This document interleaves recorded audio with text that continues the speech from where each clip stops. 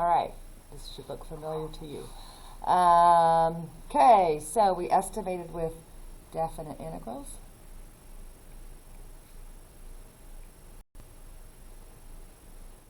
All right, and now we're going to take sort of that LRAM and that RRAM method, and we're going to get what is called a Riemann sum. So a Riemann sum depends on the LRAM, RRAM, what have you, but look, we're going to sum it up, which is going to be, in comes our series work that we did a couple days ago. Okay, so here we go, Riemann sums. We're going to develop it, and so we're going to develop it right here.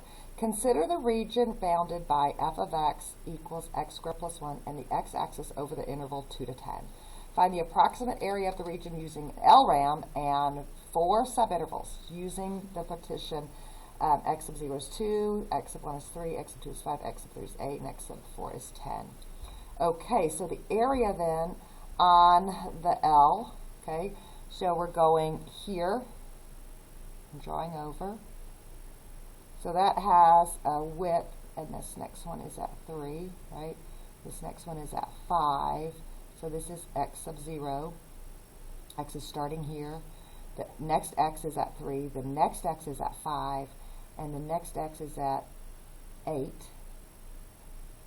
And the last x is at 10. So hopefully you're noticing something different. This is irregular. Okay, these are irregular.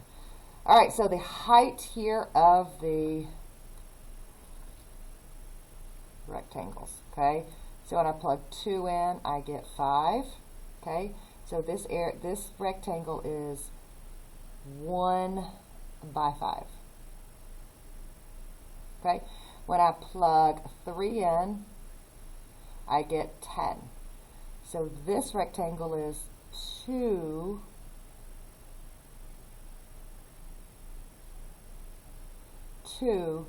by 10. Okay, this next rectangle on the left, plug in 5, we get 26. Okay, so this rectangle is a dx of 3, and this is 26 height. So 3 by 26. And then this is 2, span of 2. These are just my change in x. Right, this little span here, 2, and I'll plug in 8. Okay, so 65. Okay, so this approximate area then is 5 plus 20 plus 78 plus 130, approximately 233 units squared. Okay, so couldn't really factor out the width there because it was irregular. All right, so now we're going to do 6 subintervals instead of 4, so we'll get a slightly better approximation. So I need to extend my t-table, still doing the RAM, so, or the LRAM. Okay, so we're at 2, 3, 5, 6, 8, 9, and 10. All right, and so notice when I put these here, I did not do the height of 10 here. For the LRAM, I don't need that. Okay, I don't need that for the LRAM. So same thing goes here because it's still an LRAM. So I'm gonna plug in 2, 3, 5, 6, 8, and 9, 10. For LRAM, I don't need it. Okay, so what I plugged in 2, I got 5, 10, 26. Now I'm going to get 37, 65, and then 82. So adding in, just getting, more subintervals. Okay, so this is a dx of 1 and a height of 5. This is a dx, a change in x of 2, a height of 10, change in dx here of 1 and a height of 26.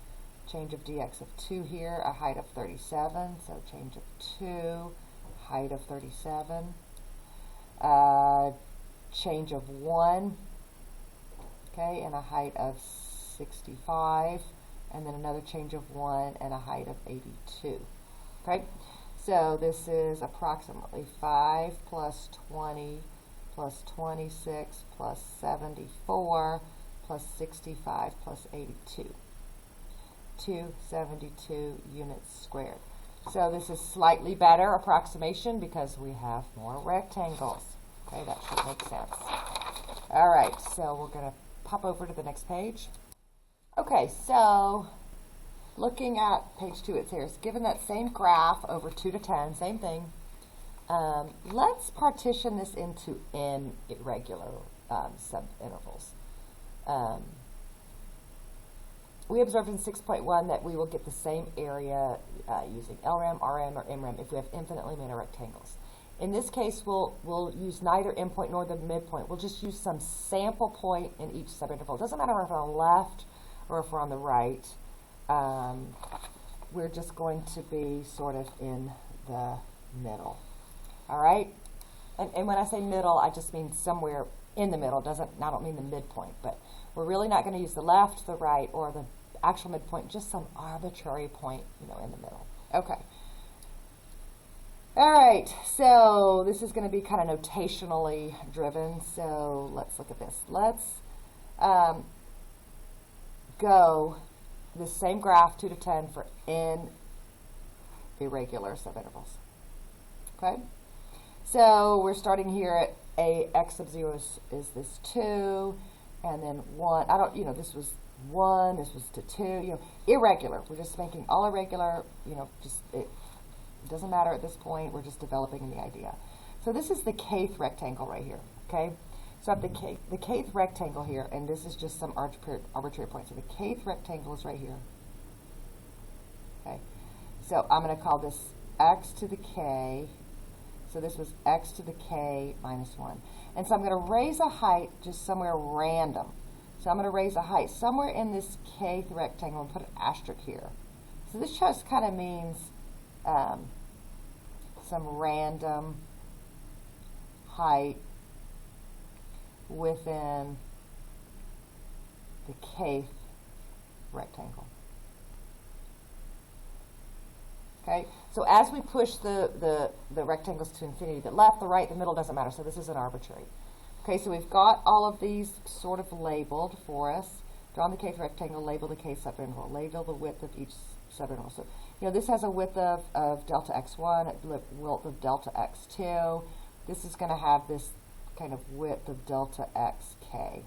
Okay, and then, so for the kth rectangle, the height is going to be f of this x kth rectangle arbitrary height, all right, and then the width is just that delta x for the kth rectangle. Because remember, this is irregular.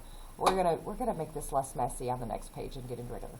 So if it's irregular, you've got to be specific to the rectangle to get the appropriate width. Like in the previous examples, they were different. They were 1, they were 2, they were 3, what have you. They are regular. So the area of the kth rectangle is that height times that width. Okay, and so that's the function evaluated at the random height in the arbitrary rectangle times the change in x for that arbitrary, did I say triangle? Arbitrary rectangle. Okay, so the height of the arbitrary rectangle and the width of the arbitrary rectangle. Okay. All right, so if we do the sum of the n rectangles, okay, we're going to have the sum of area 1, area 2, area 3, all the way to area n. So let's put in our counter is k, all right, and so that's just, we start at 2, but this is right here. We're going to go k to the 1 n area of k. Okay, so we're going to go k, the counter starts at 1, and this is n, and then this is going to be f of x k, that arbitrary little piece, times delta x k. All right, so if we are dealing with f being non-negative, so this positive function, so above the x-axis, then the Riemann sum gives us an approximate area under the curve. Okay, we'll talk about what happens when it's a negative function later on. Okay, so definition of a Riemann sum: let f be defined on the interval AB, and let P be a partition of AB given P is equal to A, going here as the initial, kind of the left here, all the way to B being all the way to the last rectangle. Okay, so delta xk is the width of the arbitrary k subinterval, and xk asterisk is any point in the k subinterval. The tongue twister right there. So the sum here then is the sigma. Okay, our counter is k. We're going 1, 2. This, we're going to set up infinite rectangles here, and it's the function. This is the height, and this is the width. This is called a Riemann sum. So like I said, this is just vocabulary, etc. This is a Riemann sum of f for the partition P. All right, the Riemann sum is the sum of function values multiplied by the length of the corresponding interval. So So the length of the corresponding interval. So, what's the length of an interval? That's a width. That's the width of the rectangle.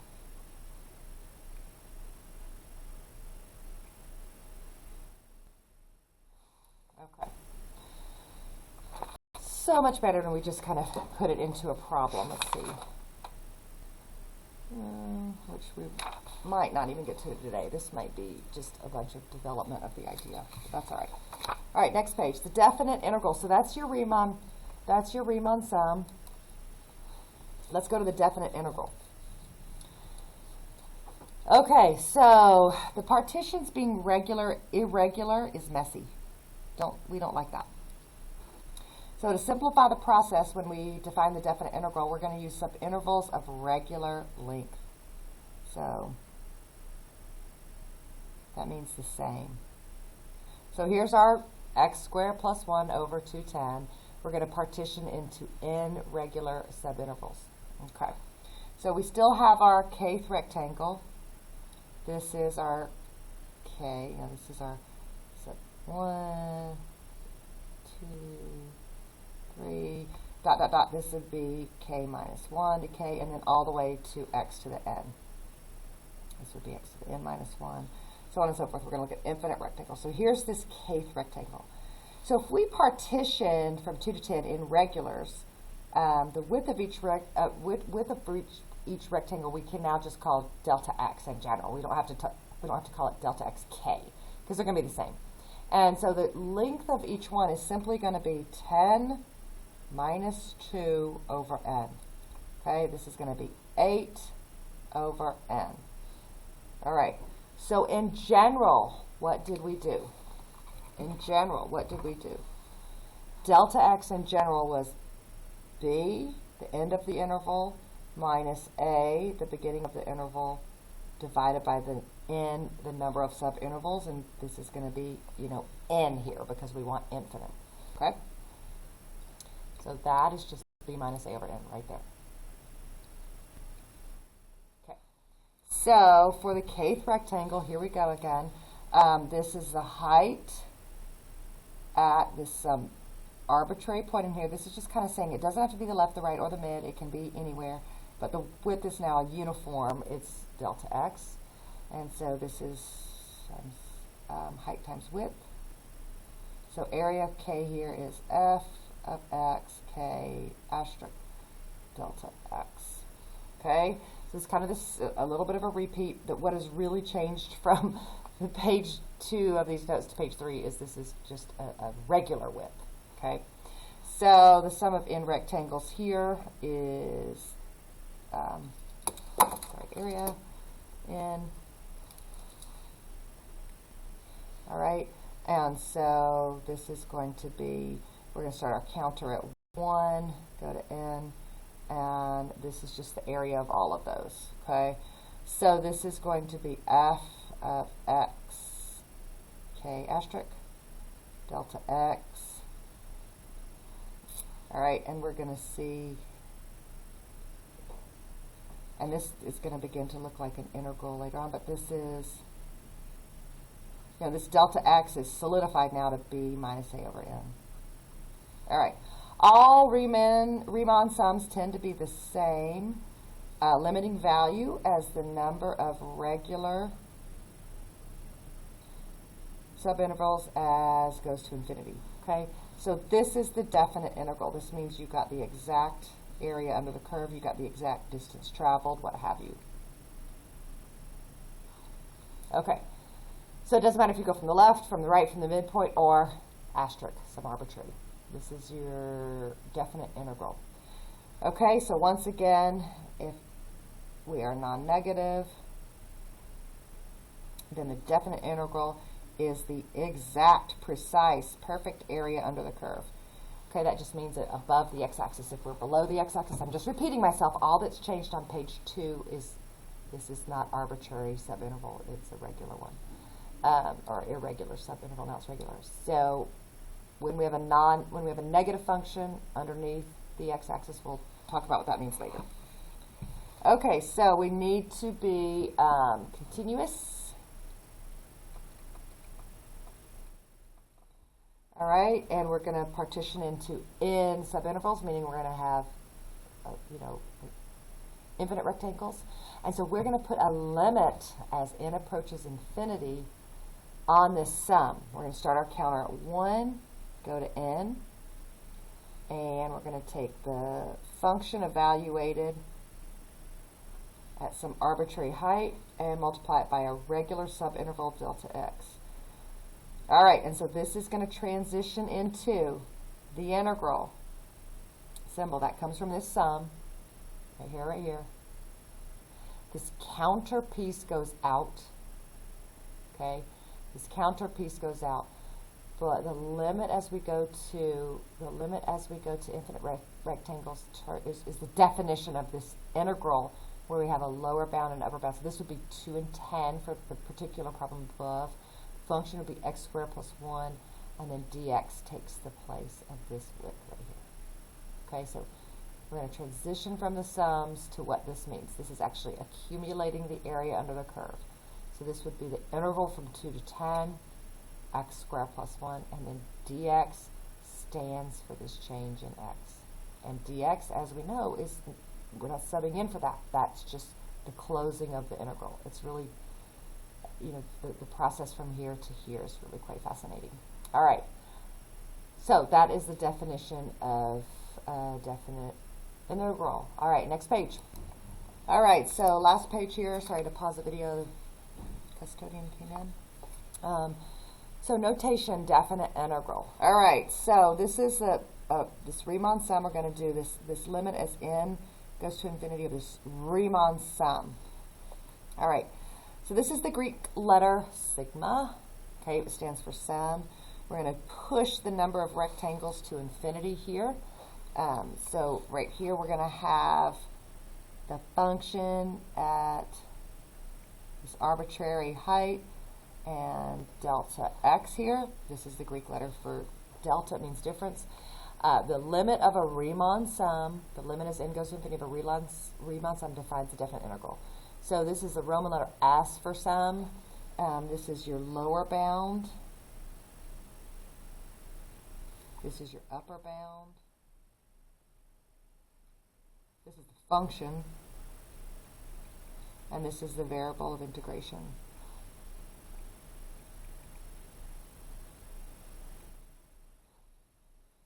All right. So the definite integral is a number. When you have this upper and lower bound, you get a number. You don't get an equation, you get a number. So it really doesn't depend on the variable x. That means we could use any variable in place of x without changing the value of the definite integral. It sounds a little strange, but it's going to come into play later. So, if I was looking at this and I just said, I'm going to be better to change this to t, okay, you're going to get the same number. All right, and where this is going to come into play is when, you know, this is like for this, the particular problem before, this is 2 and 10, okay? So later on we're going to get 2 and like x, okay? And so you might not want this to be x because you don't want the bound to be the same as how the function is written. So if this is like 2 and x, then we'll switch it to a different variable. I know that's really out there because we're so early, but this is just saying, hey, we can change this variable because we just get a number, so it doesn't really matter what, you know, the area under the curve is defined in terms of x or t. It doesn't matter. You're just getting this area. Okay. All right. Next piece. Okay, so the definition integral as area under the curve. So if f is continuous and non-negative, so we want to be above the x-axis, on AB, then the area of the region between the curve of f and the x-axis from A to B is given by the integral from A to B of f of x dx. We can use integrals to calculate area, and we can use areas to calculate definite integrals. Okay, so we might be given a function and we'll calculate the area. We might be able to see an area and say, oh, well, that's the definite integral. Okay, a little theorem here. If a function is continuous on AB, then f is integrable on AB. Think about it. If the definite integral gives us the area under a curve, what happens if a function is not continuous? Could you always find the area if it has some form of discontinuity? Well, super easy. Now, how am I going to find an area under the curve when I've just got all this, you know, leftover space? So that's no. So, for example, f of x equals 1 over x. No. You got to be able to lock it down to get it. This is too much, just too much, you know, room for area to escape, if you will. Okay, and this would just be, you know, if you were here, this would just be in this area right here. That would be a problem. All right. So let's, you know, if you restricted your domain, you could lock down an area right there and find it. And then we'll talk about this negative function piece later. Okay, so last piece here. So just, again, if you take a sum of a counter from 1 to n of a function and a width, and you push those rectangles to infinity, that's the same as a definite integral from A to B of f of x dx. Much cleaner, right? This is much cleaner than this messiness. So integrals are awesome in that way. So let P be any partition over the given interval set by definite integral as a limit of Riemann sums, then express the limit as a definite integral. So we're just going to show you the two ways that this looks. So as a Riemann sum, a limit of a Riemann sum, we're going to take the limit, push these rectangles to infinity, take the sum, throw in the counter, okay, and then the function is evaluated at this random k plus 2, random k, and then our dx here, change in x. And our dx here is 3 minus negative 7 over n, 10 over n, would be that dx. All right, as an integral, much cleaner. We'll just write the integral down here. This would go from negative 7 to 3, 5x cubed plus 2x, close the integral. Close the integral. Sometimes you'll see parentheses here. They're not mandatory, though, because these two act as a parenthesis, a grouping symbol. All right, last one here. As a limit of a Riemann sum, counter, okay, and then 3x k, some arbitrary, or 7 plus 2x arbitrary, dx. So this dx is 6 minus 0 over n. And as a much cleaner integral, we're going to go from 0 to 6, 3x over 7 plus 2x, close the integral. All right, and we'll explore these more next week, and then we'll be done with those and just live in this space in longevity. All right, guys. I know that was kind of a lot of theory, vocabulary, kind of developing type stuff, so thanks for hanging in there. All right, see you in class.